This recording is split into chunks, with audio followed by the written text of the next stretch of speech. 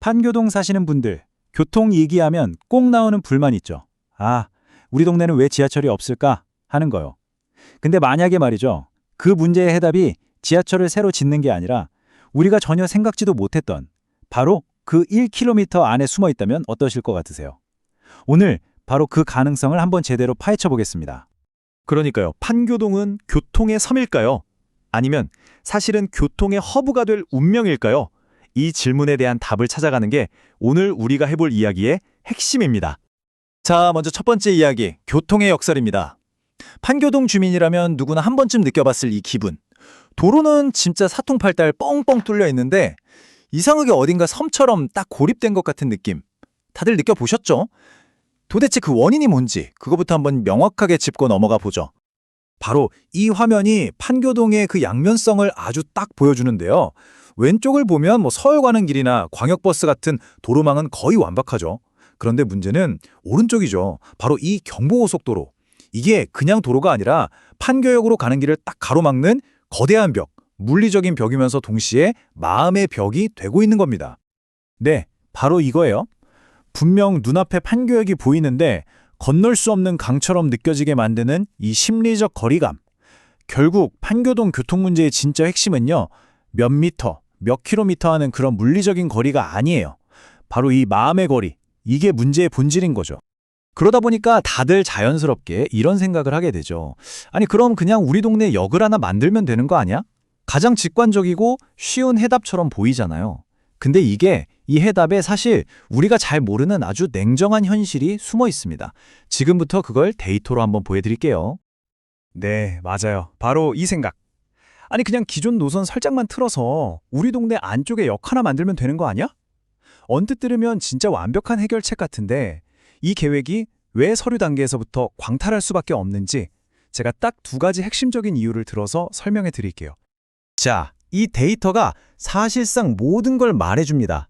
보통 지하철역이라는 건요, 최소 2에서 3km 정도 간격을 두고 짓거든요.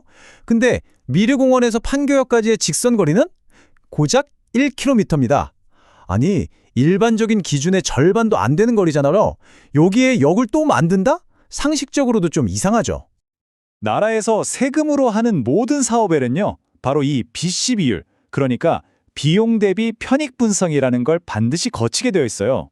아주 쉽게 말해서 쓴 돈보다 얻는 이익이 더 커야 한다는 거예요.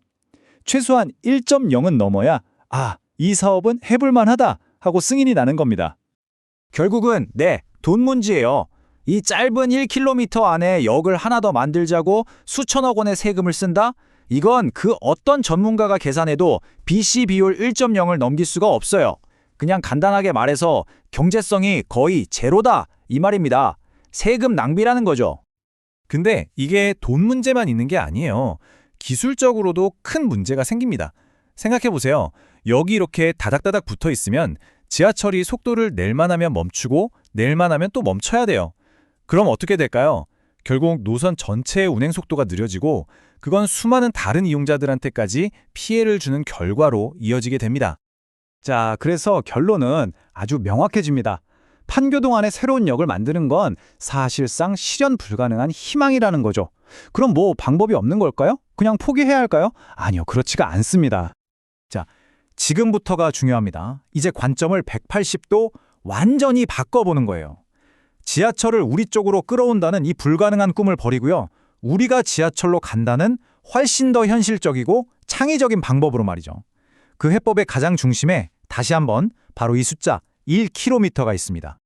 네, 바로 이 질문에서 모든 해답이 시작되는 겁니다. 지하철 노선을 우리한테 끌어오는 게 아니라 우리가 판교역으로 가는 그 길 자체를 혁신적으로 바꿔버리는 거죠. 네, 또 나왔습니다. 이 숫자 1km. 그 거대한 고속도로 때문에 한없이 멀게만 느껴졌던 그 거리가 사실은 걸어서 15분이면 충분한 놀랍도록 짧은 직선 거리였다는 거. 모든 해답은 바로 이 생각의 전환, 이 발견에서부터 시작되는 겁니다. 그 구체적인 해답이 뭐냐? 바로 이겁니다. 판교동의 중심인 미르공원에서 판교역까지 저 고속도로 밑을 바로 관통하는 보행자랑 자율주행 셔틀 전용 지하터널을 만드는 거예요. 상상해보세요. 덥거나 추운 날씨, 비 오는 날씨 전혀 상관없이 쾌적한 지하 공간을 통해서 신호 기다릴 필요도 없이 버스 환승할 필요도 없이 단 몇 분 만에 판교역 플랫폼에 떡 도착하는 겁니다. 대단하지 않나요? 수천억, 어쩌면 조 단위가 들어갈지도 모르는 지하철역 새로 짓는 거랑 한번 비교해 보세요. 이 지하터널은 훨씬 적은 비용으로 훨씬 더 빠르고 그리고 훨씬 더 확실하게 문제를 해결할 수 있습니다. 돌아갈 필요 없이 직선으로 이어지니까 그렇게 사람들을 괴롭혔던 심리적 거리감을 그냥 물리적으로 완벽하게 없애버리는 거죠. 근데요, 이 지하 터널은 사실 시작에 불과해요. 이건 그냥 첫 단추일 뿐입니다. 이 핵심적인 퍼즐 조각 하나가 딱 맞춰졌을 때 판교동의 교통지도가 얼마나 드라마틱하게 바뀌는지 그 거대한 미래 그림을 지금부터 함께 그려보시죠. 그리고 여기에 판교동의 미래를 통째로 바꿀 아주 결정적인 변수 하나가 더 등장합니다. 바로 서판교역의 개통이죠. 이 새로운 역이 생기는 그 순간 판교동은 더 이상 교통의 섬이 아니라 동쪽의 판교역과 서쪽의 새로운 역을 잇는 다리, 즉 중심이 되는 겁니다. 자, 지도를 한번 보세요.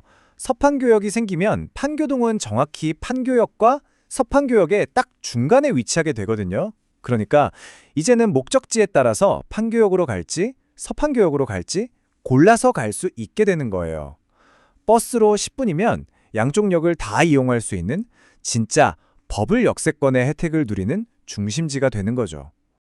자, 이제 모든 퍼즐 조각이 다 맞춰졌습니다. 한번 상상해 보세요. 기존의 완벽한 도로망은 그대로 가져가고 동쪽으로는 이 지하 터널을 통해서 판교역으로 바로 가고 서쪽으로는 버스를 타고 서판교역으로 가는 겁니다.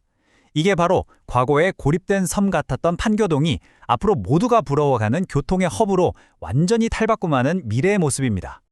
결국 판교동 교통의 미래는 수천억짜리 거대한 토목공사가 아니라 우리가 이 1000m라는 거리를 어떻게 바라보고 어떻게 활용하느냐에 달려있는지도 모릅니다. 여러분은 어떻게 생각하시나요?